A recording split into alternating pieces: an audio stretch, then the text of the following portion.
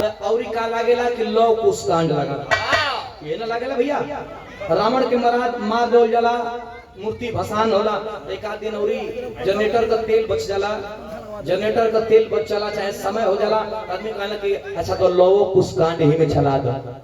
लेकिन रामायण में रावण के खानदान में से रावण मारे गए, कुंभकर्ण मारे गए, इंद्रपति की विजय हुआ करती थी, इंद्रजीत मेघनाथ भी मारा गया। अक्षय कुमार से लेकर के लंका दहन से लेकर के सबने हमने पी.आर. चोपड़ा के उस पर्दे पे देखा है। लेकिन उसी रामायण में कुछ ऐसी अनसुनी घटना हुई जिसे ना कोई सीरियल वाला दिखाया न जिसे पी.आर. चोपड़ा साहब दिखाए। लेकिन कभी आप लोग बताते हैं कि जहां न पहुंचे रवि वहां पहुंचे। हमारी कवि जी उसी रामायण से कुछ चीजों को छान करके और कागज कलम उठा करके और कागज के पन्नों पे लिखा है जिसे विरहा का प्रारूप दिया गया है। तो आइए मैं अब वहां से कहानी को बताता हूं कि रामायण में रावण भी मारा गया, एक तरफ विभीषण लंका का राजा हो गए, एक तरफ राम भी अयोध्या का राजा हो गए। लेकिन उस लंका की स्थिति क्या रही, कैसे मास्टर?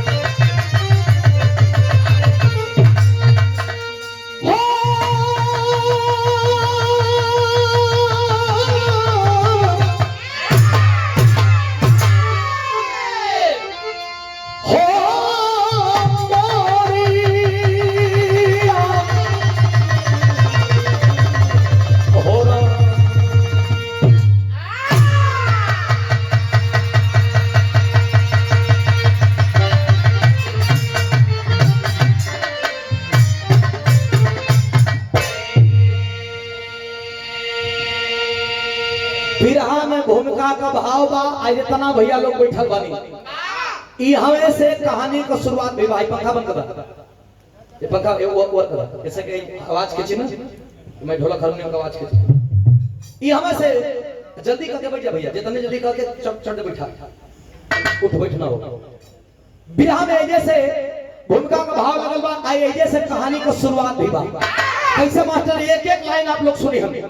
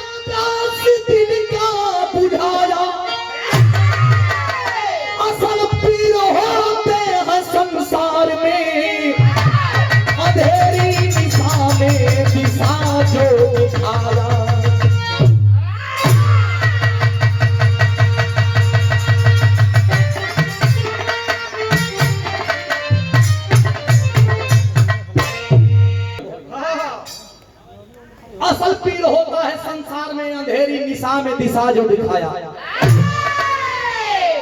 लाठ लगल बा ओकरा पर केहू जाई, केहू मौत से चले, अखिया मूंद के चल जाए। लेकिन जब लाठ अपना से बनावल जाला ना, ओकर कदर बड़ा अलग है। घर में रहे के तो बेटा पतो सब कोई रहत बा, लेकिन ई घर का कदर, ई घर का असली आनंद ओसे पूछा, दुख प्रलय ओसे पूछा जे घर के बनावे में जो मेहनत कैले बनी। बिरहा में बतावल गई कि लंका का राजा रावण भी मर गए और लंका का राजा रावण का छोट भाई विभीषण गद्दी पे आसीन रहलन। जब लंका में कुबेर और जो लंका में लक्ष्मी झाड़ू बर्तन करत रही, वो लंका से आज बड़े बड़े वीरन का खात्मा हो गए। कभी बताते हैं कि 1 लाख पूत 1.25 लाख नाती ता रावण भर दिया न। जौना रावण के घर में बड़े बड़े वीर चौका बर्तन करते हैं, वो रावण के घर में क्यों दिया जलावला नहीं है।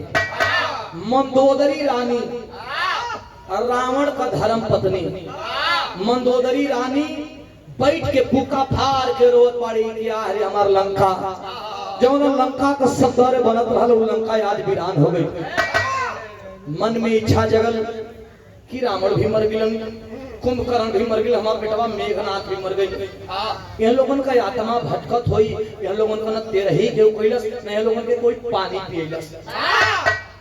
ए भैया, मंदोदरी रानी के ख्याल आए कि मेघनाथ का एक बेटा जो बचपन से ही अपने मम्मा गांव यानी ननिहाल में पलत रहल, जेकर नाम का रहल अमरजीत।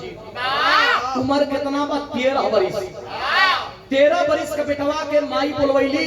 जब 13 बरिस का बेटा आई तो सुनले रहल कि हमार दादा और रावण जब धरती पर चलेलन तो धरती डोले लगेले। हमार बाबू मेघनाथ एक बारी इंद्र जीत रहलन, इंद्र के जीत लेलन। हमार कुंभकर्ण दादा अगर जाग जा तो पूरा धरती का भोजन खत्म कर दे। आयल जब तब मंदोदरी रानी के सामने खड़ा भय लंका का स्थिति दिखे लागल कि अरे लंका का स्थिति हो गई बा। मंदोदरी रानी से पूछलस कि आजी दादी माँ, जिस लंका का हमने बखान सुना है उस लंके का स्थिति क्या है? क्या कर भैया दोहा का भाव बा कैसे?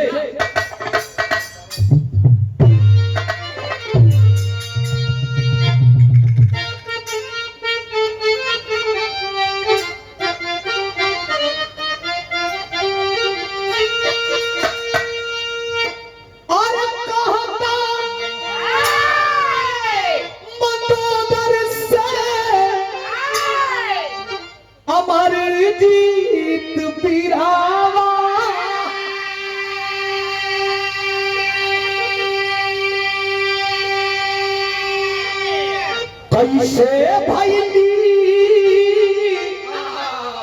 अरे लंका उजारू।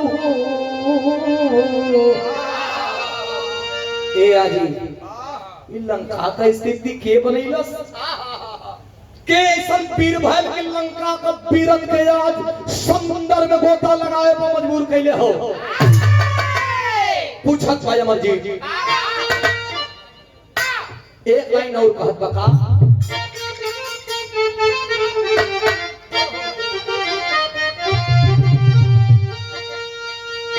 अरे कि कैसे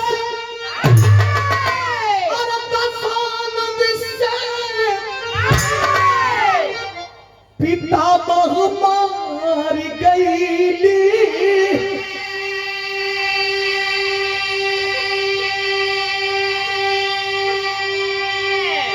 अरे माई बाबू कहवा हमारू, माई बाबू कहवा हमार।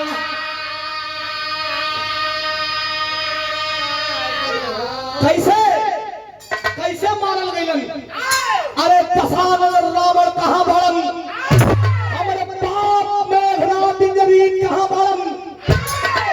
मंदोदर रानी कलश की बेटा या के का पूछत पड़ा बेटा तो के ई कार्य बदे नइखे बुलावल कलश के हमार पहले बात जौन कलेजा में सुलगत बता दी, जौन कलेजा में सुलगत बतौन बतावा दादी।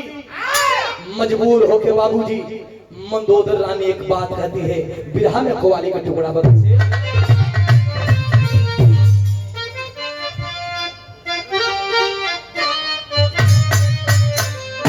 फरियादी, कोई फरियादी कहता है अरे भर दे झोली, भर दे झोली अरे मेरी अरे लौट कर मैं न जाऊंगा। वाली अरे भोली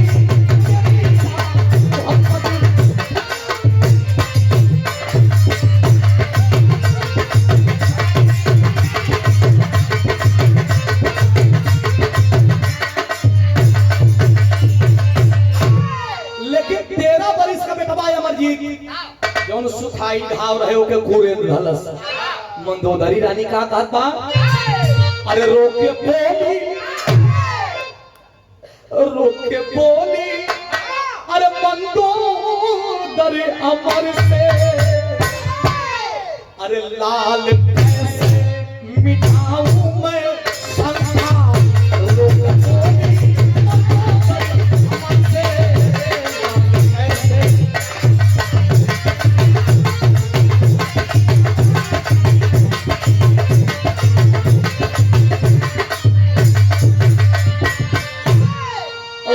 बोली मंदोदर अमर से लाल कैसे मिटाऊं मैं शंका अब मांग में मेरे राख भरी है देख ले राख है सारी क्या पूछना चाहता है क्यों सुखाई घाव के फिर से ओकरा पर मलहम पे फिर से ओके कुरेदत पड़ा बेटा कलश नहीं माई तू हमर लगबू आजी हमर आजी लगबू हमर इतना कुल का नाम है रावण जे करे खानदान का राजा हो वो मारल गई पूरा बात हमके बताओ माई शुरू से बताओ कि का भइल अमरजीत ने आंख में आंसू लेके आंखिए में आंसू लेके मंदोदर रानी भी कलश के सोन बेटा जब सुनना चाहत बारे का बताए मास्टर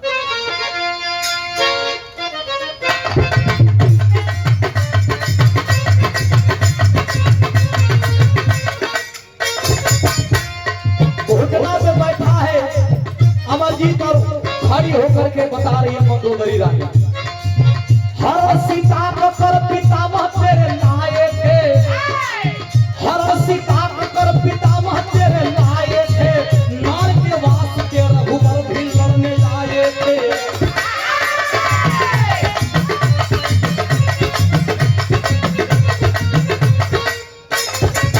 मिले श्री राम से विभीषण मिताई करके मिले श्री राम से विभीषण मिताई करके कराया कुल का नाश द्रोही उड़ाई करके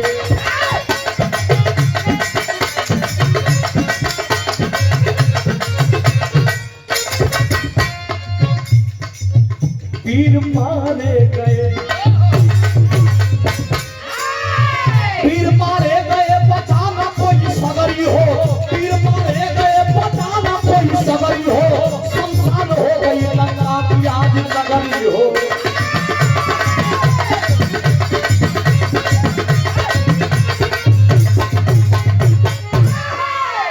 ए भैया मंदोदरी रानी बताने लगी कि बेटवा अयोध्या का राजा दशरथ का लड़का राम अपने अर्धांगिनी अपने भार्या के साथ पंचवटी में सीता के लेके घूमत रहन खर दूसर और बड़े बुआ सुपनखा घूमत गईली और अपने मोहिनी जाल में फंसावे लगली ओहिया से विनाश काल शुरू हो गई रावण गईलन सीता जी के हरण करके लेके अइलन देवी रली सीता के हरण करके लेना हम समझैली कुंभकर्ण जगवन तो कुंभकर्ण समझैलन अरे तोहार नाना का नाना समझैलन सब लोग समझैलन ना मनलन ए बेटवा आखिरकार राम जोहत बांदरी सेना लेकर के यही लंका के सामने और समुद्र के तट पे डेरा डाल दहन विभीषण जो आज लंका का राजा बन के बैठल बड़ा वह जाके और राम से मित्रता करके अरे लंका तक मैं भेदवा दे दहलन और राजा मार गेलन विभीषण राजा बनल रावण मार गेलन कुंभकर्ण मार गेल हमार सोना जैसन बेटा मेघनाथ मारल गइल जो तुहर बाबू रहलन अरे बाप रे बाप करेजा फाट गेल अपने बाप का मौत सुनलस जब बेटवा कि हमारे बाबा अरे कुलद्रोही देशद्रोही परिवारद्रोही विभीषण जाके लंका का नाश करा धलन तो ऐसे बढ़िया ये हो कि राम लक्ष्मण का दुश्मन पाद में हमन सबसे पहले दुश्मन तो हमार विभीषण न हुआ। पहले विभीषण के मारब तब राम लक्ष्मण के मारब। अरे 13 बरिस का लड़का भगवान शंकर का पुजारी रहल, बाजू में खूब रावण परिवार के तैयारी कर दिया। विभीषण का तरफ तैयारी कैले बा, जब चढ़ाई करे बदे तब बिरहा में एक तरज लगत बा। कैसे मास्टर?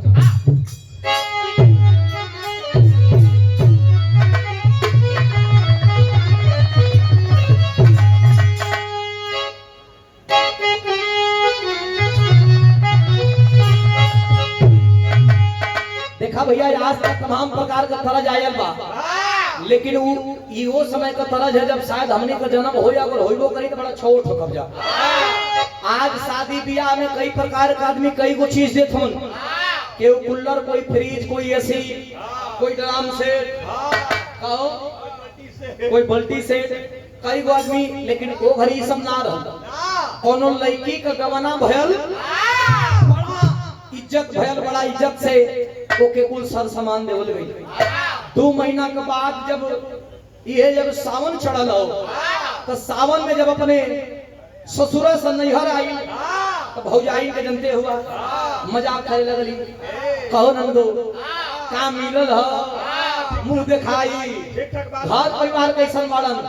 अरे जब हमन का सामान ले ले कोनो दिक्कत ना न, कुल चीज मिठाई उठाई बढ़िया न, तो भौजी कोनो प्रकार का दिक्कत शिकायत ना गलत। एक चीज में खाली एगो शिकायत है, कौन का बतावे?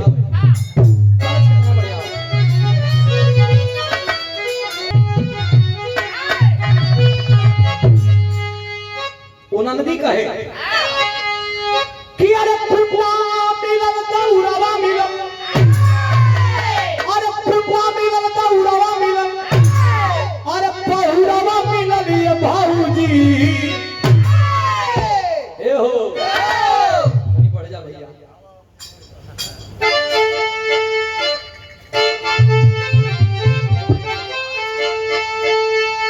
कि अरे फुटवा मिलल दौड़वा मिलल,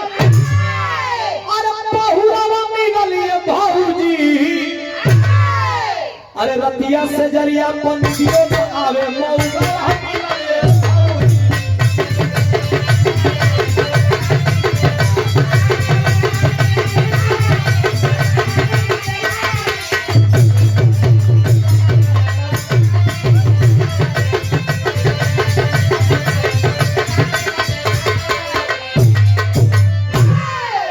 जितेंद्र प्रधान, लेकिन लड़का एकदम विभीषण के मारे बदे पागल हो गई। जब पागल हो गई तब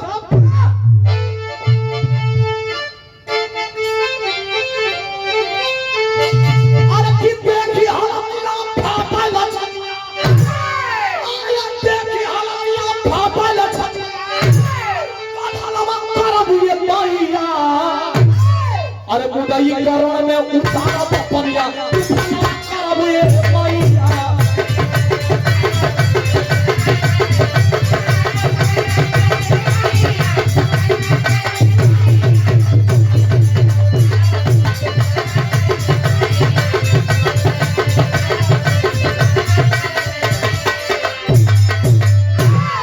मंदोदरी रानी सकल समाई 1% भी चिंता मत करी है। आज दिखाई कि असली बच्चा कौन हो, असली मर्द कौन हो। मेघनाथ तो बेटा मारल गई तो का हम बेटा बन के अब पूरा करब। का कहे मास्टर?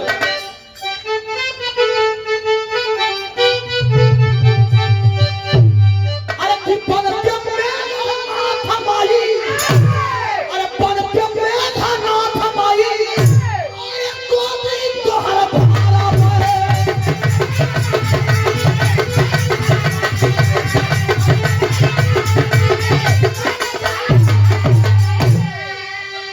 अरे खेती के भी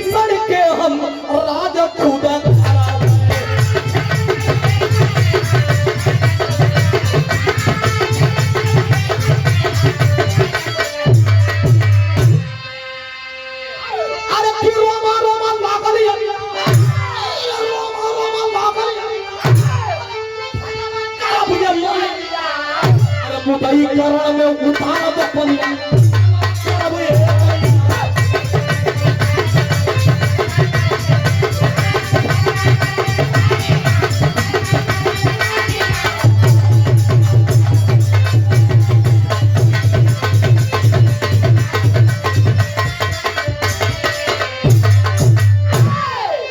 आगे भैया 13 वर्ष का लड़का धनुष बाण लेके अच्छा लहरस कहवा उहे जहां विभीषण बैठा रहा लंका का राजा बन के जाके कलश किए रे नीच गद्दार पूरे परिवार का बदल करा करके तुझे शर्म नहीं आ रही इस गद्दी पे बैठने पे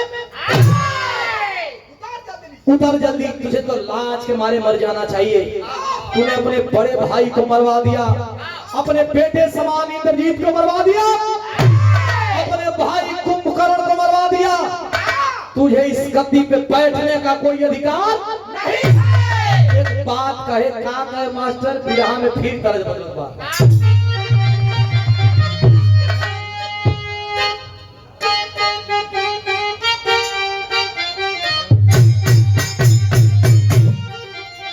दिखाई दर्ज में कितना रस कौनो भौजाई अपने ननद से सासू अम्मा से कहे का कहे अरे का बौरा गइलू ना लैया का बौरा गइलू नो हो अरे का बौरा गइलू नो लैया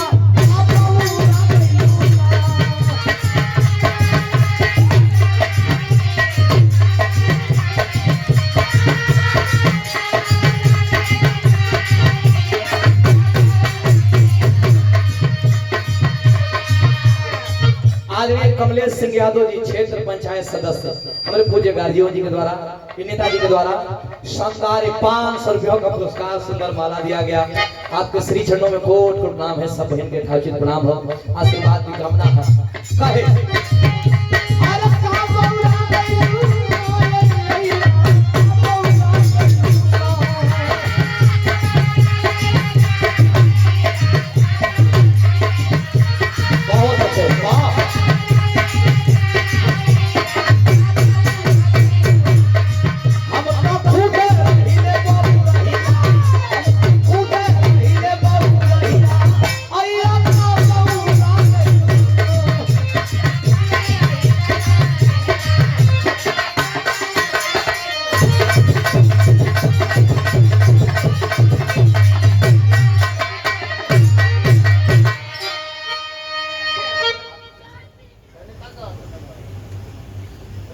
और काग नहीं सतेंद्र भैया ई तो तरज वाले के लइका विभीषण के डांट है का कहे अरे की पापा अरे पापा जवाना मार का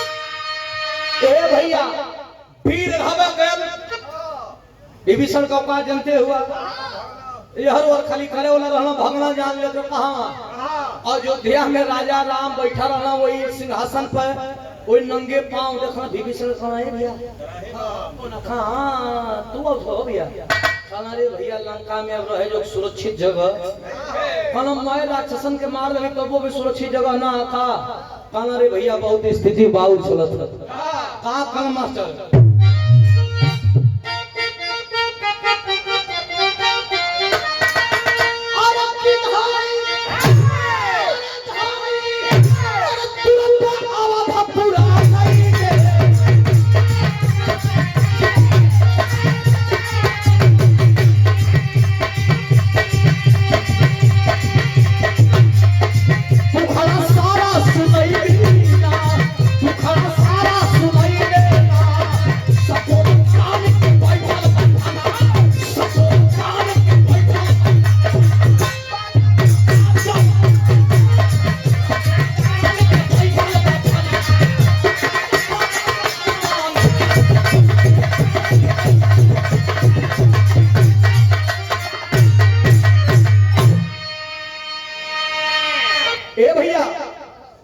सपोला तान के बैठल बा फनवा कहला के भैया वो तक तो मुआई नहीं लगत है। से धन्यवाद बा, आशीर्वाद की कामना ताज जिंदगी रही। ए भैया राम जी से दुखड़ा सुनावत माना ने हर लंका का राजा लइका बैठ गई 13 वर्ष का लइका, मेघनाथ का लइका अमरजीत बैठ गए और सारे मंत्री संतरी से कहने लगा कि किसके चक्कर में आप लोग पड़े थे? अरे विभीषण तो कुलद्रोही था, आप लोगों के पास दिमाग था कि नहीं? क्या कहता है तेरी का भाव मास्टर?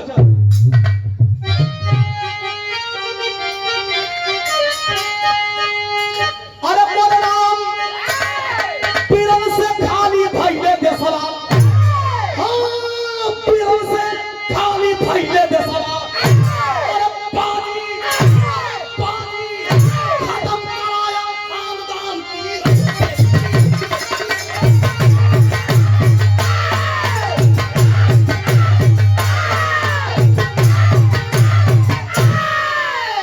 ए भैया पीरन से खाली भइले देसवा, पाजी खत्म कराया खानदान तीरन से।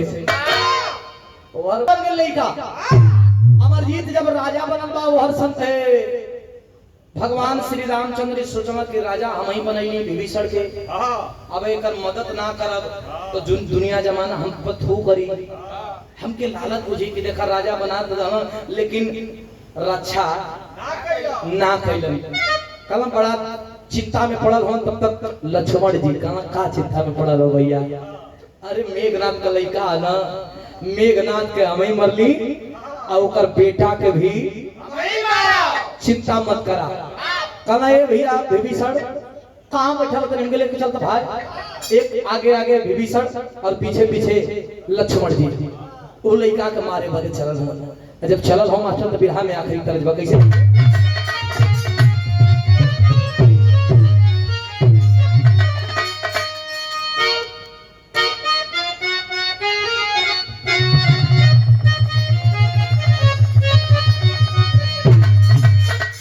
तरज का लाइन बाकी। अरे दिल के टुकड़ी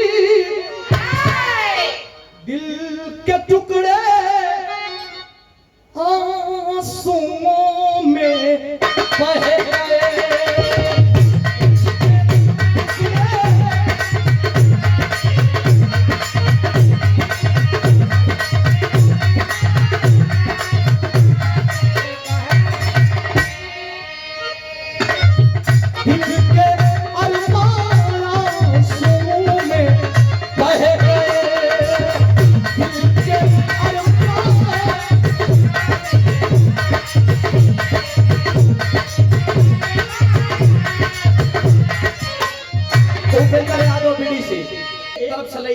और एक तरफ से लक्ष्मण जी विभीषण के लेके चल रहा है। तो अरे ठोक के ताली, अरे ठोक के ताली,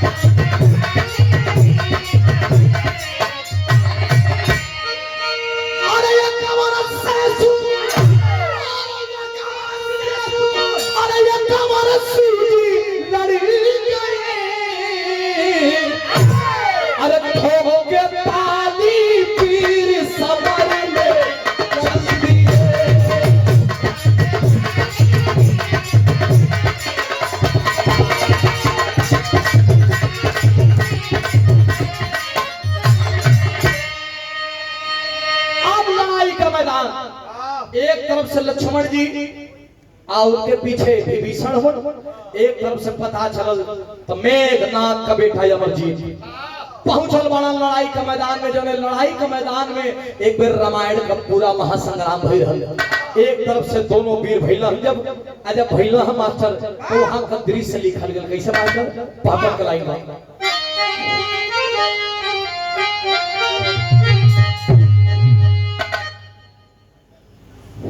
आशीर्वाद की कामना बा। उस लड़ाई के मैदान को थोड़ा देखिएगा, मैं गा रहा हूँ, आप लोग सोचिएगा कि एक तरफ 13 वर्ष का लड़का जिसके पीछे कोई नहीं है और एक तरफ शेषनाग का अवतार लक्ष्मण जी जिन्हें मेघनाथ को भी मारा था। तो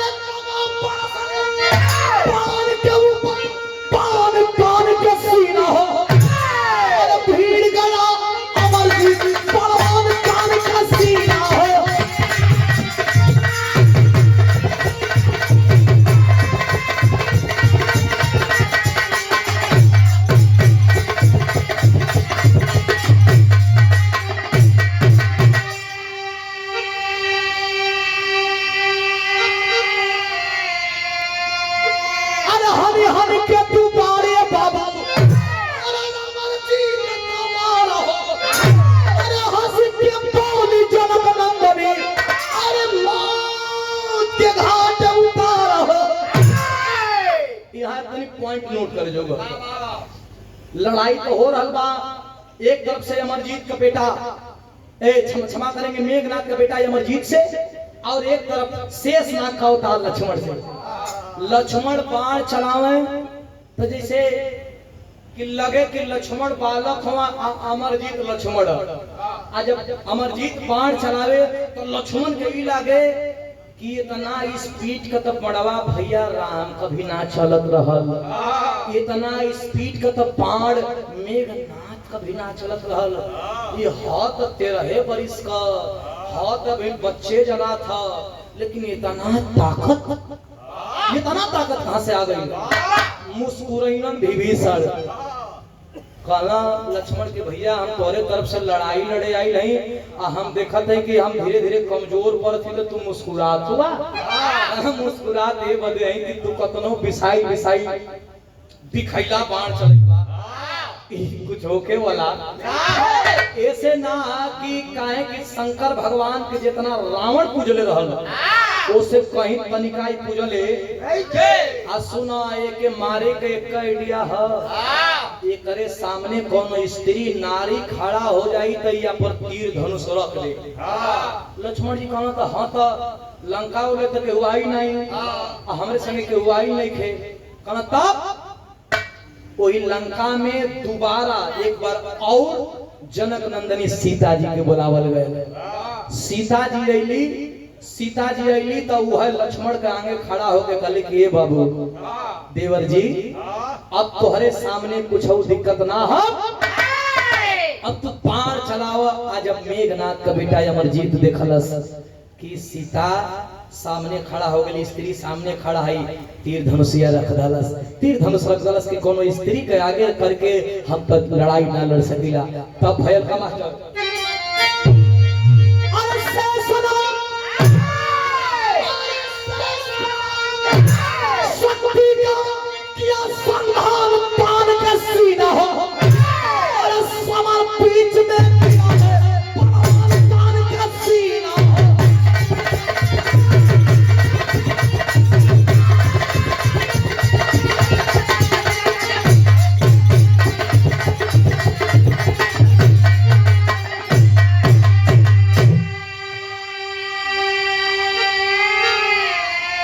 तब्दील भयल।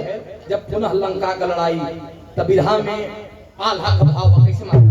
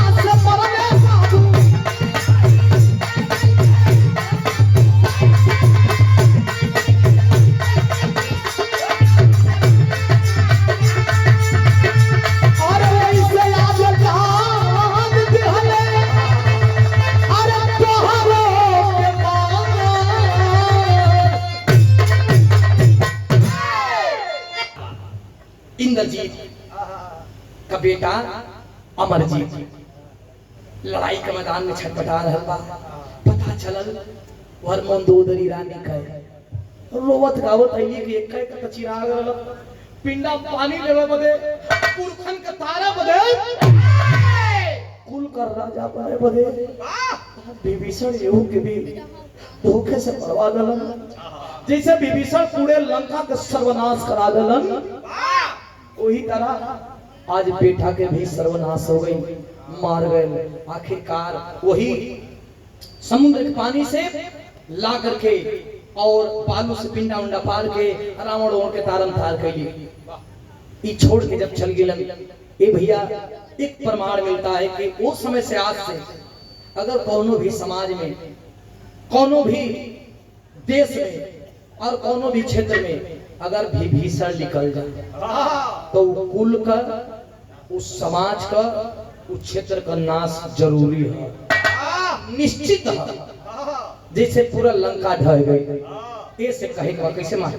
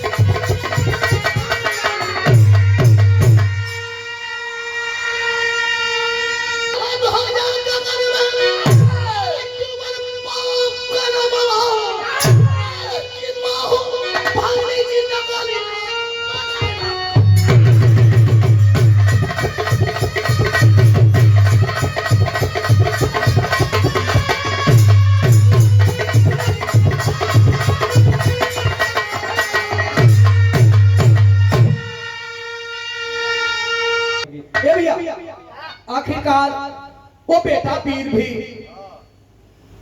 लंका के समर बीच में अपने पूर्वजों के लिस्ट में शामिल हो गए तो